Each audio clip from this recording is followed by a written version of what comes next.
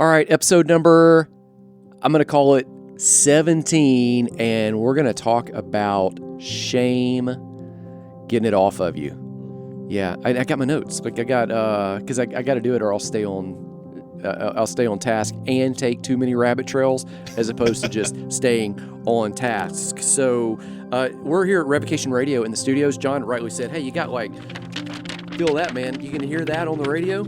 Individual sheets of paper. Podcast, yeah, it's not normal. It's because I'm calling it audible. I pulled it out of the notebook, and I really want to just kind of pick up what we dialogued about in the previous episode, where we discussed all the ways Jesus redeems, sets us free. My contention is he's been a lot more successful in his work of salvation than we typically give him credit for, and as a result of that we typically walk in. And there were 2 of the 7 areas of redemption that we discussed. And it's probably not even limited to just those 7. That's just an easy way to hang your hat on it. And whatever that phrase means, hang your hat. I'm going to hang my hat on this. So whatever it is, everybody knew what that is that's listening.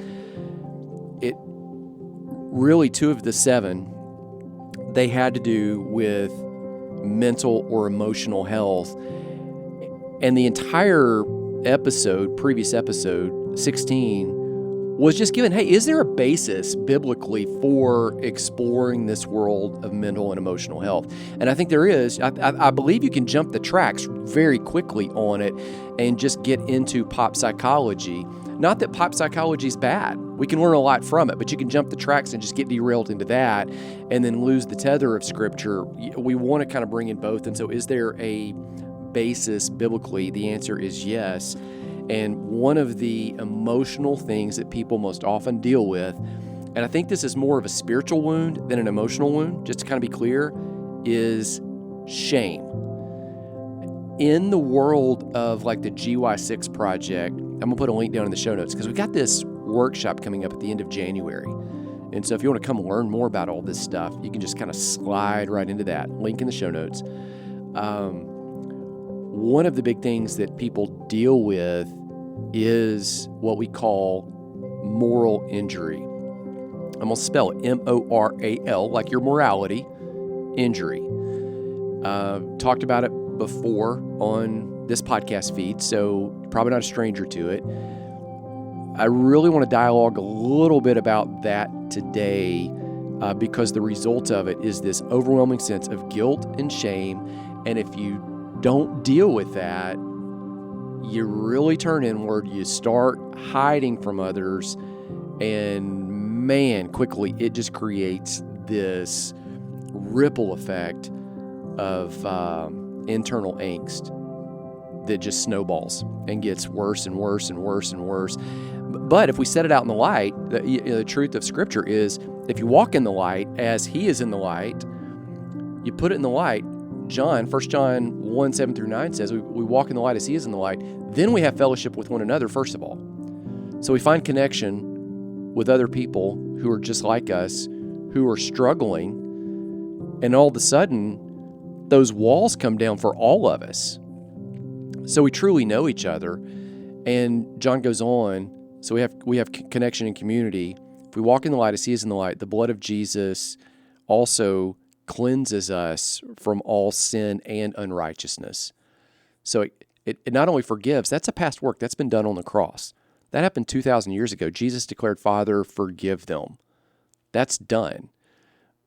So often what we're dealing with, what we're carrying is not the forgiveness issue, it's the cleansing issue. Like we feel this dirt, mud, clutter, grime on the soul and on the spirit.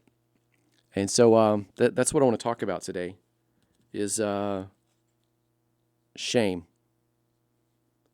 That's such a positive, uplifting topic. All right, so here's the deal. Let's kind of start right here.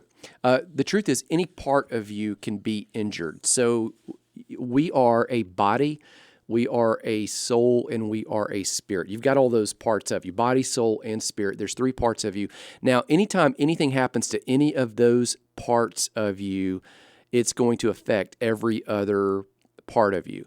So you can think about it like this: if you get sick, And you're feeling down physically, and you can't kick the sickness. After a while, you might tend to feel a little bit depressed, because what happens in the body affects what's going on in the soul. Sometimes, let's just take it another way. If you start feeling just this heaviness and this weight in you because of something that's going on, let's say there's a relational rift, and that's happening, and you just can't break through, and you feel burdened because, let's just take it back to college, and you and the person that you thought was the person of your dreams that you're going to live happily ever after with, you break up.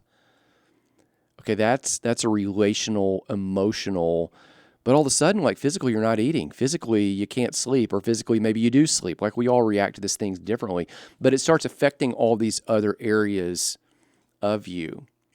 However, I really believe you've got to focus on healing the part of you that's hurt.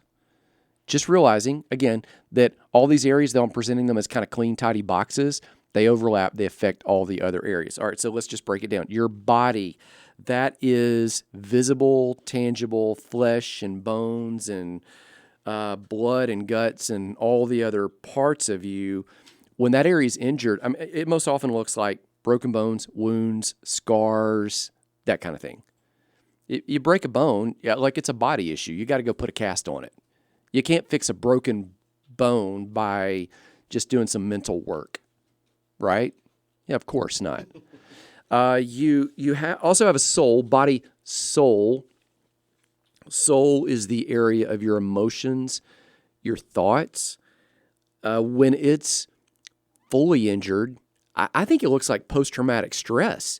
You start reading present situations in light of past pains. So nobody would think about, healing your soul by putting a cast on your foot, right? Or by like popping 2 Tylenol. Like, no, like you got to address the area that's affected. You've also have this body, soul, spirit. That's going to be the area of your conscience. That's going to be the area I really think that's connected more to the Holy Spirit, where you can hear the voice of God, you know the voice of God. That, even though, here's what's odd, even though simultaneously you're whole in Christ, can also be injured. And it looks like moral injury. That's kind of the official term. It looks like, to use kind of street language, guilt and shame. And I think more people are dealing with this, even though we're dialoguing a lot on social media about triggers, which is such a loaded term, and we're dealing with, on social media, post-traumatic stress or PTSD. A lot of people don't even know what that means. They go, well, I got PTSD from this. They really didn't. They just, got offended or hurt. I think this moral injury, this spirit, conscience, guilt and shame, that is going to be the one that's impacting the most people. And so that's what I want to dialogue about. Now, moral injury, it is very different than post-traumatic stress. Post-traumatic stress, wounds on the soul, that's post-traumatic stress. It often takes a fight or flight response, most often. So think about when you read the present in light of the past, you either shut down, that's going to be flight, or you bow up and you start arguing, just in everyday terms. So you're constantly on guard, you're hypervigilant, you re-experience in the moment how something occurred in the past. You might avoid certain situations, you might avoid certain conversations, you might just kind of put stuff out of your mind, deny it, shift it away. Here's what you're doing. You're responding to something that's external, that's outside of you. You're reading that thing that's outside of you in light of a valid experience that occurred in the past that's being reread wrongly in the present. Okay, so some examples, I've used these before, is some of my veteran friends, you hear a lot of thunder. It might be reminiscent of mortar fire. And it takes a minute to realize, oh man, we're like, there's just a storm outside. This is not the Middle East or wherever I was deployed. Some of the guys that I know that are police officers that served in or actively right now on duty in more of, let's just say, crime-ridden areas, more challenged areas. They hear backfiring engines, that kind of thing, and it instantly sounds like gunfire because they're around it so much. Even just people shooting joy bullets up into the air. Just this little pop, pop, pop, it's just the insanity of all of that. So what's going on is it's based on something in the past that occurred, maybe even the recent past, could be the far off past, and they're rereading the present in light of that past. Now, that occurs because of your nervous system. We're not going to dive into a scientific lesson right now, but I will say, suffice to know, your nervous system was created by God, and it was designed to work that way. It was designed to help you survive and to help you thrive, honestly. And so it works on the good side. Many times I'll talk to some of my friends and they'll say, yeah, I didn't know what I was going to do in that situation, but all of a sudden my training just kicked in. Well, what's the training? The training is the repetition of the past, and it's wired up with their brain. It's wired up with their nervous system to where anything that's elevated in the past that occurred, your body automatically remembers without you even thinking about it. The heart rate, the tone, the texture, the sounds, the audio exclusion, the visual field, what you were doing, what needed to be done, what you could have done better. It automatically remembers all of that to where whenever you're in that situation again, you just know what to do. I mean, this is why so often, young moms that have very limited experience, like, man, they'll be able to kick in and they'll like take care of a baby and they'll know exactly what to do. How do they know what to do? Because this has happened before. And even though like they weren't trained, it's like, man, we kicked in, we learned something, and automatically like I just knew what to do. You got it? Like it's okay. So you're designed by God like this. The problem is when we wrongly read the present in light of the past, that's when it kind of blurs and we go, okay, we got to heal that. And if you want to learn how to heal that, I'm just going to make this note right here to put this video down in the show notes where you can go watch something called the Emotional Wholeness Checklist. That will help you walk through some of the pains of the past. I'm also going to put for you down in the show notes this free audio book. It's called The Best of Soul Wholeness.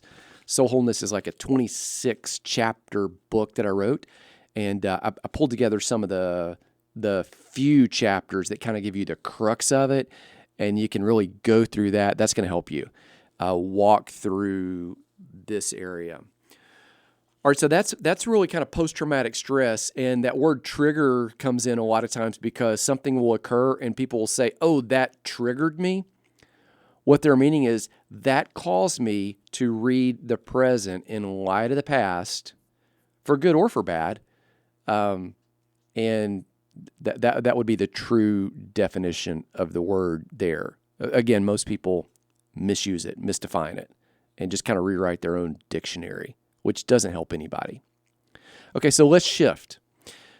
PTSD is a reaction or post-traumatic stress. PTSD is technically when it's at a diagnosable level. Most of us will never be at a diagnosable level, but we still would benefit from some help in that area because we read conversations in light of past experiences, and somebody's for us, but we read them as against us because of what somebody else in a previous relationship did, or we mistrust or don't trust fully because of what somebody else in a different situation did. And so we all would benefit from some help in this area of responding to external situations in light of the present on its own terms rather than the past. But there's this other internal wound. It's that moral injury that I think impacts more of us. That's the one that results in guilt and shame. Here's maybe the unique difference, and then I'm going to give you some illustrations to where you'll see it. Whereas PTSD is that response to externals, moral injury, though it originated because of externals, it is an internal wound that you carry with you over and over and over and over. So post-traumatic stress, you can just avoid the situation. You can just not go back to that place anymore. You can just not talk to those kinds of people. You can just not have a relationship. You can just exclude it, put up a, quote, boundary, which is another crazy thing people misdefine. You know, you can do all this other stuff and kind of exclude it from your field of vision. With moral injury, it's internal. You're carrying it with you because you've internalized that external event such that it's become part of you. And you know that phrase, wherever you go, there you are? You can't exclude you. So you can't fight against you. You can't flight against you. You just carry it. And you try to tuck it. And then every now and then you see yourself in the mirror and you go, how did I get here? And then you feel shame. That's kind of what happens. And there's this angst, and then you start wondering, what if people really knew the full story? And then you assume that they would exclude you and write you off, and so you hide even more. And then the longer you hide, the more you realize you need to hide, you think in your mind. And so that causes you to hide even more, and then all of a sudden you've gone on for weeks, then months, and then years, and then sometimes even decades, and there are these stories that you're carrying that have grown bigger in your head, and you're sure if people even knew, they would write you off, and the guilt and the shame become overwhelming. That's moral injury. They call it moral injury because it is a wound against your moral compass, which is based on the conscience, is based on really your spirit. It gets severed. I used to think that it was like this. I used to think that moral injury would occur only if you did something bad. Okay, so let's think about it like this. You grew up, you're 10 years younger than me, John, right? Is that like... I'm 43. Okay, yeah. So you're less than 10 years younger than me, which means you grew up in the purity culture of the True Love Waits. Yeah, and I'm not saying True Love Waits was bad. I am saying, though, that the way so often it was taught, which True Love Waits was like, it was this True Love Waits to have sex until you're married. Okay. So that's just the nutshell of it. Like save yourself. And I'm not saying that's a bad message at all. In fact, we would probably be dealing with a whole lot less emotional and soul clutter if true love had waited for more people. True. Yeah. Okay. So, however, the way it was taught in so many churches was if you wait, then you have true love, and man, you're on this pedestal. And if you didn't wait, you're second or third rate Christian because you didn't wait and it wasn't true love, and you absolutely suck. That's how it came across, right? Well, yeah, and the thing is, teenage sex in church culture is demonized. Absolutely. Teenage sex is a bad thing, but sex overall was demonized. And what are kids? They're rebellious. And so they always went against it when we should have been teaching, hey, sex is beautiful. Special. It is so awesome that it's... Okay, so Malcolm Gladwell, now we're on a rabbit trail. Malcolm Gladwell, he's one of my favorite podcasters and writers. I was reading him. He's kind of a secular sociologist that, he has some phenomenal stuff. And he seems to be so honoring of everybody that he talks with. And he was asking the question, why has, with all of the data that we have about cigarettes and cancer and smoking and all the exclusions, like when I was a kid, you could go eat at any restaurant and they had a cigarette vending machine. Yeah. And you could, because my brother and I would go pull it and check and make sure there were quarters or something. Because we're just hoping, man, we get the lottery and get a quarter. Right. So we would check them all. Now, we never thought about seeing that, oh, that's going to make me smoke because I saw it. But I remember growing up, cigarette commercials. I remember growing up, cigarettes could sponsor, sports teams and NASCAR Always, and all yeah. this kind of stuff. And, everybody's got like Marlboro, Marlboro Man. Like my kids probably Joe don't even know who Camel. that is. Yes. Joe Camel, like people are wearing Joe Camel to He school. was cool. He was cool. And Yeah. Spuds McKenzie, well, Spuds McKenzie was alcohol. Yeah. But so we excluded all of that because we were afraid kids would smoke and because we had good data on cancer. And so Malcolm Gladwell asked the question, he's like, okay, why with all of the facts and all of the stuff that we've done, why is cigarette smoking actually increasing among young people, not decreasing? And he was like doing the data. He goes like, they all know smoking's bad. They all know that smoking will take X amount of years off your life.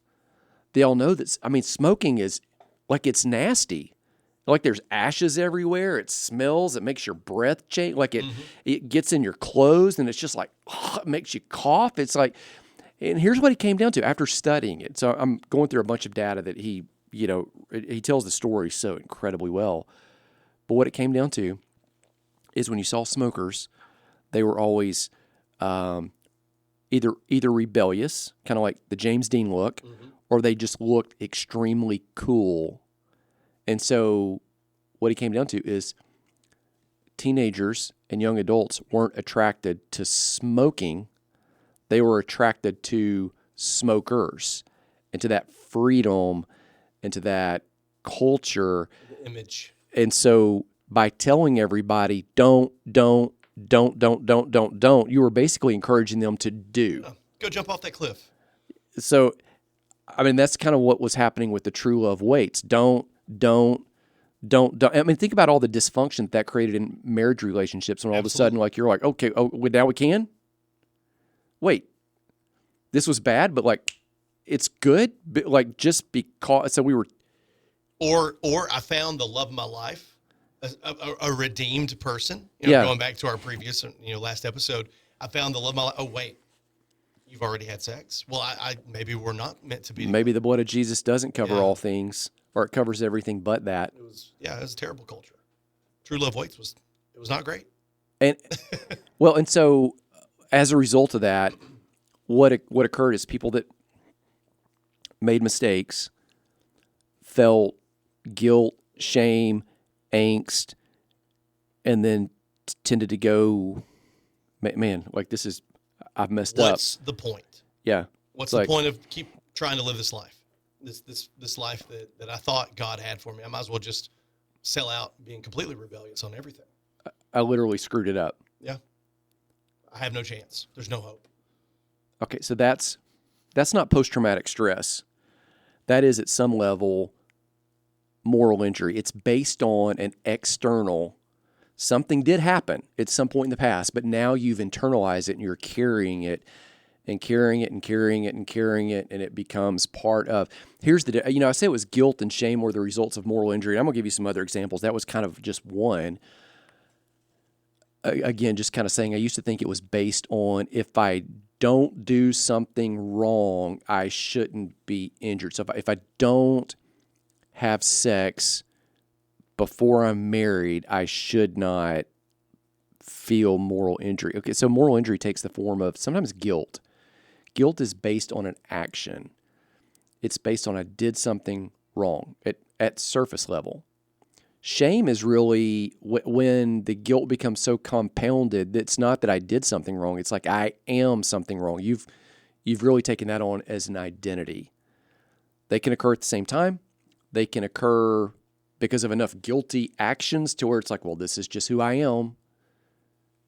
And then there's this shame that goes on. A lot of times it looks like rebellion. It looks like that vulnerable kind of narcissism that we talked about several episodes ago. Not the grandiose, but the self-focused, vulnerable, now I've got to create an image and prop myself up and make myself look valuable because of something that occurred. It can be a mess. So again, I used to think that moral injury occurred in primarily one of two ways. Number one, you do something that you felt like you should not do. It violates your moral compass. Might not violate somebody else's. I mean, when I was in high school and we're teaching true love weights, there were plenty of people who were not teaching true love weights and were teaching like, hey, true love weights, or not even true love, just casual, like whatever, like gets it on. That did not violate their moral compass. Mm-hmm. They were just all in. So it's based on your moral compass. And again, I would think that if you did something that violated your moral compass, that could create the moral injury. Or James in James 4, I believe, James 2 actually, he says, to the one who knows to do good and does not do it, it's sin to him. So you could summarize it like this. Moral injury at a surface level based on the bads we commit or the goods we omit. And I think that's it. It's just black and white. What happens when you grow up, though, is you find out like life does not exist in just black and white. It really exists in all these multi-layered shades of gray. And so as a result, people feel guilt and they feel shame. They have moral injury. And it's not just this tidy, oh, you did something that you shouldn't have done, or you felt like you shouldn't have done it, or you omitted, you did not do a good thing that you felt like you should have done. It's all this other. So let me give you some examples, and we'll dialogue through them, and then I'll tell you how it often fleshes out. I'm gonna give you 9 really, really fast. How many minutes am I in? 26. Oh. So it's going to be, I mean, just so you know you're listening, like my target is to finish this in 30 minutes, and I think it's happened maybe one time. Yeah. Ever. Yeah. Maybe. Okay, so. You got a lot of good stuff to say, man. So here's 9. Number 1 of 9. Let's say you do the right thing, but it's an ethical wrong in another environment. So you take the right, correct action, even though it would be ethically wrong in another environment. Let me give you an example. One of my friends was ordered to fire on an insurgent who was open firing on civilians and troops when he was over in Somalia. His commanding officer looked at him. He had the big rifle, said, take him out. He's like, excuse me? He said, take him out. Now, the guy that he's going to take out is firing on civilians and open firing on American soldiers. He shot him and took him out, but it wasn't without a pause. Even though he had been trained to do this and was trained with a degree of accuracy that he could do it. Now, think about that. It's ethically wrong to shoot somebody. Yet in that environment, he is doing it in order to save lives. If he doesn't do it, other people are hurt, yet he still feels guilt and shame. See, it's a shade of gray. Another example. You neglect doing something good, or it's something that you feel you could have done, but for whatever reason, you didn't do it. Now this is a little bit grayer than just to him who knows to do good and doesn't do it. It feels like sin. I have a friend, he was in Vietnam, and he was working for the Armed Forces Network. What that means is he was, I asked him, I said, so you were basically like the Robin Williams of that. And he says, he told me, he said, that's a great way to think about it, except for Robin Williams in Good Morning Vietnam was on the radio and I was on TV, and he was befriending all of the kids, and we never would have done that because you didn't know if they were carrying a grenade or if it might have been some other kind of spy or something would occur that's harmful. But that was kind of his job. If you could kind of just put yourself in there. They're providing entertainment for the American troops and bringing news from back home and football games and basketball games, all the other information. And so he told me that where he worked, he was not on the front lines. He was in a station, kind of like you and I are in this station right now, but it's a TV station, and they had this bar there where they could get, beer or bourbon, or vodka or all of the other, types of amenities that you would have in a typical bar. There are only 8 of them in there. And he says there were many times when on his break, he would have, now this is his language, a cocktail. So it'd be like an old fashioned. And he walks out on the porch and he sees all these helicopters and planes flying by in the distance. And he knows that's American troops. This is the guys he's been entertaining while they're in the barracks. They're flying over and he knows they're not all coming back.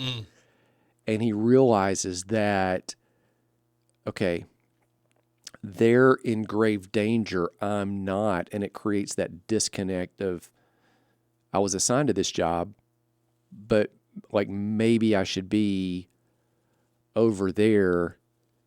And so to differentiate, he would say, yeah, there were rockets that were coming in a lot, and that would be post-traumatic stress because it's an external. But the tension that I'm feeling even years later about some of these guys died and I was relatively safe, that's the disconnect. See? Number 3, what about if you do something good, but there's a bad outcome? Another friend in the military was trying to evacuate civilians and from a local area, and he went to evacuate the airplane. He was the pilot, one of the pilots, and the plane crashed, and a lot of people died. Now, it wasn't his fault. It was clear. There was a mechanical failure on the plane, brought the plane down. And the plane kind of bounced across some fields. And in the process, everybody's just kind of ricocheting around. And for years, he couldn't let it go. You see, that's not a post-traumatic stress. That's I'm guilty. I feel ashamed. I did something, and I could have, should have, would have done something different, even though he couldn't. Like it was the plane's fault. It wasn't pilot error. It was plane failure. Another example, number 4. What about if you don't do something wrong at all, but you don't recognize the signs of something bad or about to occur? So I've got one friend. He was promoted, and when he's promoted, this is a military guy. He's promoted, and they're all celebrating. They stay awake really late, kind of celebrating and talking. They all dismiss, go back to the barracks. They're going to meet each other. This is about 1 a.m., 2 a.m. when they dismiss. They're going to meet each other for physical training out early the next morning, 5 o'clock, 6 a.m. He gets a call 2 hours later, less than 2 hours later, and what's occurred, his supervisor's calling him because one of the guys who was under his command has hung himself in the barracks with a web belt. Oh, my goodness. And he's like, I missed it. Like, we were celebrating. I had been with him less than 2 hours previous before he took his life. How did I not see it? And so he feels guilt, shame. That's a moral injury. That's not post-traumatic stress. See? How about this one? You survived something, but someone else was injured, hurt, killed. So this is like classic survivor's guilt. So yeah, I've got a friend. He was he's a park ranger in Mississippi, which is basically like a state trooper. And the guy that trained him went and served a warrant. And when he served the warrant, he was shot and killed. Now, my friend said, I should have been there. Like, that should have been me. And so I'm talking with him at dinner one night. And I said, so, like, you were on call and he took your place? Like, we're just dialoguing. And he says, no. Like, it was my off day. And I'm trying to make him feel better. It's like, bro, like, that's not your fault. Like, this is, he goes, no, I still feel it. Like, it's not, like, it's like I should have been there. Yeah, I've talked to you about one of my friends. I won't say too much about it because I don't know how much is classified, unclassified, but he was training some elite warriors for the U.S., and they were out on the tarmac, loaded up in the helicopter, ready to go, and a missile comes in and takes out the helicopter. He trained them. He worked with them. They never even got to do anything on the mission. And then he's left wondering, okay, did I do everything I could do for them, spiritually speaking? Did I do everything I could for their families? And so this weight. Another example, number 6. How about you're the victim, something happens to you, yet you still feel guilt and shame, but you're the victim. So like you're listening, you can't see John's like going, his eyebrows just went, what?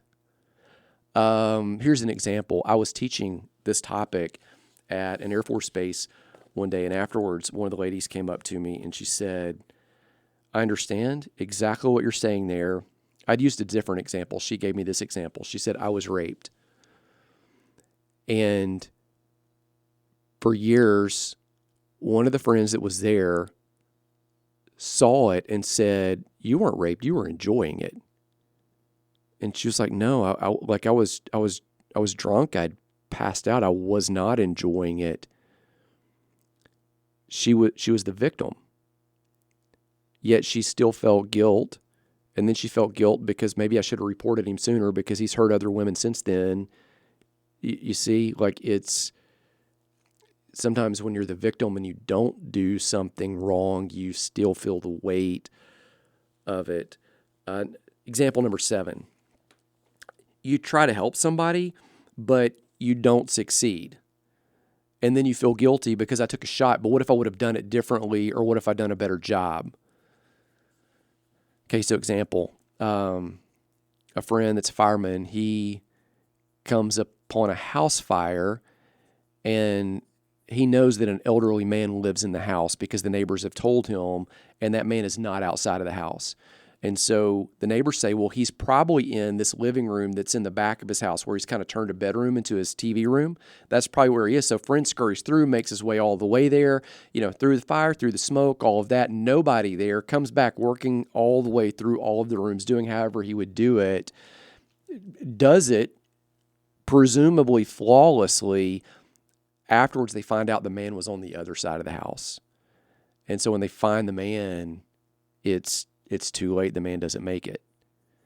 And so you can say, well, you tried, you gave it your best shot. But I still feel what I feel.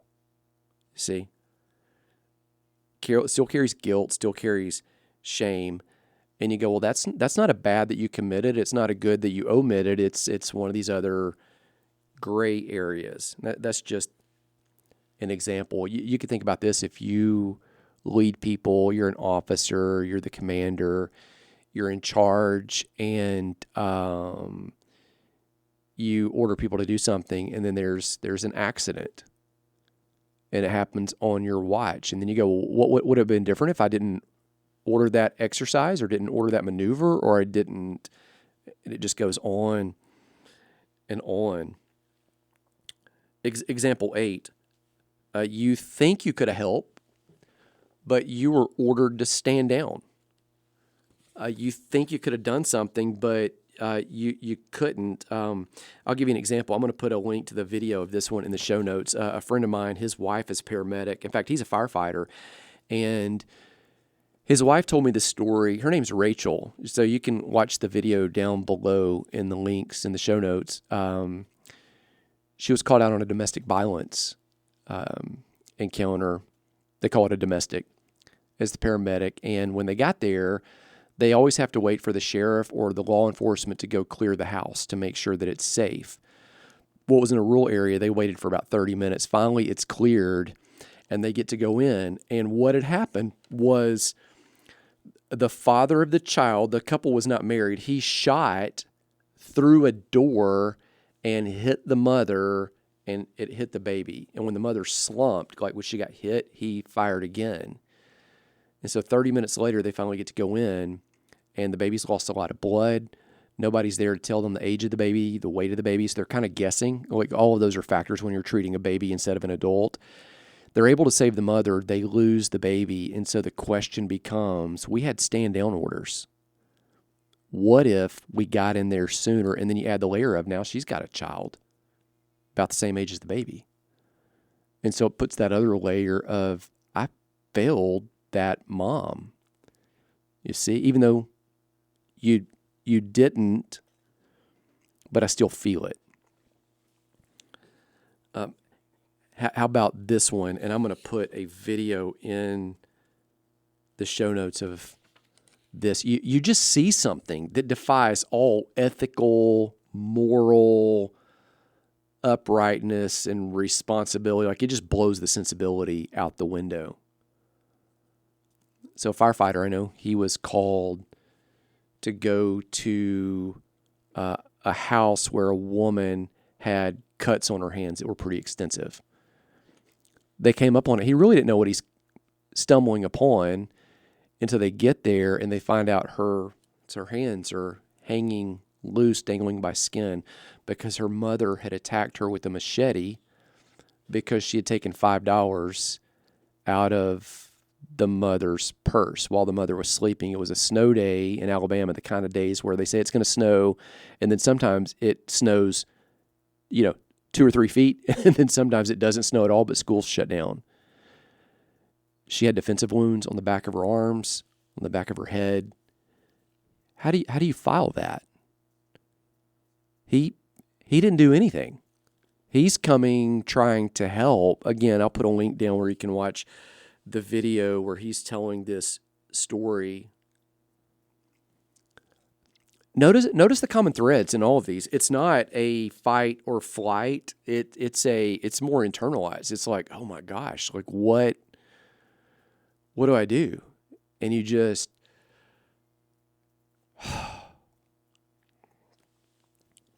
like you want to.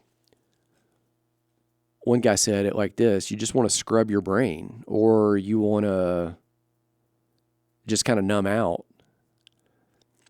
Now, make it personal, because a lot of us, we walk around and we hide and we play small with who we are because we've lost a job or a contract, and so we get ashamed of something over which we might not have even had any control.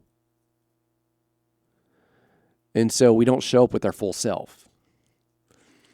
Or you go through the dissolution of a marriage. You go through a divorce. Man, like, I've carried so much shame about that. And I'm not the one that filed. Now I'm not saying like I was perfect by any stretch of any kind of measurement, but you go, oh my, like, golly. My wife and I were with a group of ministers not too long ago, and kind of realized, like, I would even say things like, people would go, now, how many kids do you have? And she and I were dialoguing about this. I'd go like, yeah, we have 10. Instead of just saying, yeah, because like it's a Brady Bunch situation. Instead of just going, hey, like, yeah, we're a blended family and we have this and this. And most people just take that and go, oh man, that's really cool. And it's a non-issue. But like in my mind, I'd made it an issue. Right? Because it's back to like, that's one of the taboo things, like, true love waits, divorce, and Jose Cuervo. Like, you just don't, it's, you think about your listening, how many times have you felt embarrassed or ashamed because of a decision that one of your kids made? Instead of just owning it and just walking through it. Man, I remember when I was in high school, a friend of mine got his wife, now it's his wife, and they did not get married immediately, got her pregnant. And this was an era when so many people were hiding, and back to the true love waits era, and having abortions, and even moving out of the city to a different city to just kind of start over, and the parents were endorsing that and doing that. And this guy's dad, the dad was a good friend of my dad's. I remember kind of hearing them talking during that season, and my dad saying, hey, everybody will cue off of you. And the dad went back to his son and said, okay, here's what's occurred. And they just owned reality. And he said, we're just going to walk this out. And they did. Regardless of what somebody might try to shame or whatever. And then a year and a half later, they got married. And they're still married. I mean, what is this, like 30 years plus later? And have this legacy just because they walked through the decision. And think about how many people feel guilty because of a business that failed. And they might not have been able to control it. And the answer to all of that is freedom in the light and solutions we'll talk about in the next episode. Not to leave you hanging, but how many minutes we in? You're about to hit 45. Yeah, I think we got to call it. I will say this, that the Lord has promised to bless you, to keep you, to be gracious, to shine upon you. And we're promised in 1 John 1, 7 through 9, that if we walk it into the light, that's when we have connection with each other. The truth is, we all have skeletons that we wish could just stay tucked in the closet. And freedom's found when you just kind of pull the skeleton out and realize the skeleton has no voice, he has no muscle, he has no life. It's just a bunch of stuff on the ground. And so we have connection with each other when we realize we've all got stuff. And when we pull the stuff out, that's when the blood of Jesus that we talked about previous episode, it cleanses. So grace and peace, connection and cleansing. I'll talk to you soon.